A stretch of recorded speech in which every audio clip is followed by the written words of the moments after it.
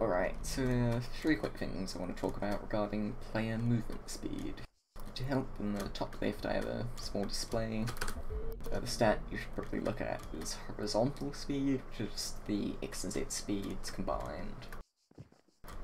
So first thing, let's go over the actual player movement speed option here. Now I'm on fast. This means when I go forwards, I'll move at 8.5 units per second. And this is the same from going sideways or backwards or whatever. It's just a flat speed cap. But note, it's only a cap on horizontal speeds. If you look at total speed, if I jump, that quickly pops up to get all that extra vertical speed added in as well. Now if I sprint, it's the exact same, except for the speed's now 12.75 units per second. So if I jump, the total speed still goes up, and if I go diagonal, horizontal speed is still 12.75. So it all behaves the same, it's just a different speed. Now let's see what happens when I switch to slow. So like you might expect, just normal movement, 4.25, still all works the same speed cap system. But now when I sprint, I'm going 12.75 again. Sprint speed is completely unaffected by your actual player speed setting. I'll just go to medium for completeness, here 6.375 and 12.75. So the next thing I want to talk about is buffer jumps, and specifically slopes. So if I just jump out a big slope like this, you'll notice my horizontal player speed flickers for a split second. If I hold jump all the way through this, you'll see I keep that extra speed for a split second. But while you're holding directional keys, you will tend to whatever your max speed is supposed to be. So in this case, while sprinting on fast doesn't matter, while sprinting it's meant to be 12.75. So I will lose all that extra speed real quickly. But if I don't hold directional keys and I just buffer the jump, it won't subtract anything, I will keep all that extra speed. So as you can see with every jump here, it builds up speed until I hit the wall and lose a bit, but that's kind of given.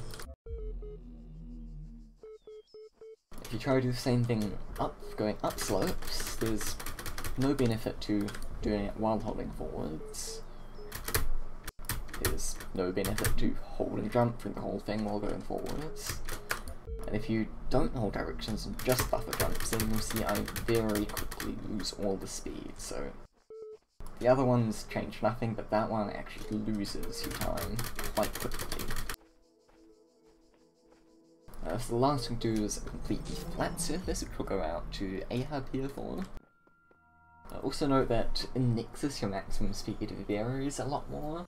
So right here it's 15 units per second, but the basic concept here is the same. So if I do some buffer jumps, you'll see I'm still losing speed, but it's a lot slower than it was going up a slope.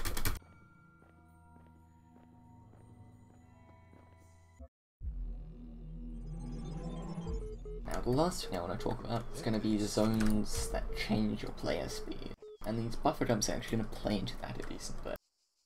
So there's a glitch storm here, which as you all know changes your player speed, makes you slower. The important thing to note, a glitch storm starts roughly halfway through that column there. So while in here, walking normally 5 units per second, sprinting 7.5. But this is just like normal walking, you will tend to that slower speed as you're holding your directional keys. So if we do buffer jumps in, I missed there.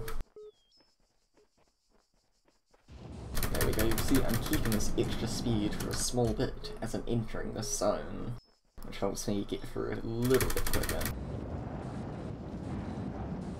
Now obviously you can buffer jump too long and start going slower than sprinting speed would be, so you do have to switch over eventually. But it will help for a bit. And the last thing to note with this, I guess, is if you clip the zone here, your buffer jump's only ever going to go 7.5 units per second max speed. It's never going to get to the 12 unless there's a slope, which there isn't in this case. So if you clip the zone at all, it's not going to do anything. You have to jump into it at full speed. And at least I can show off one last zone where that happens. So right here in the hub again, by these arrangers, I think it starts roughly where this small wall is. You only go 8.25 units per second, and only 5.5 when you're not sprinting. But you can do the exact same thing, pop jumps in, keep all that extra speed. In this case, the arrangers which you want to go to are actually close enough that you can just do one well-timed jump and get straight to the arrangers. You don't need to deal with any of the speed loss while walking up to it. There's no way to avoid speed loss while leaving though, of course, because the maximum jump speed here is only going to be 8.25 until you leave. But that pretty much covers it, so quick recap. Player speed has no effect on sprint speed. You should buffer jump down slopes if you can. And if you have a zone which reduces your maximum speed, like Glitch Storm, you should also try buffer jump into them.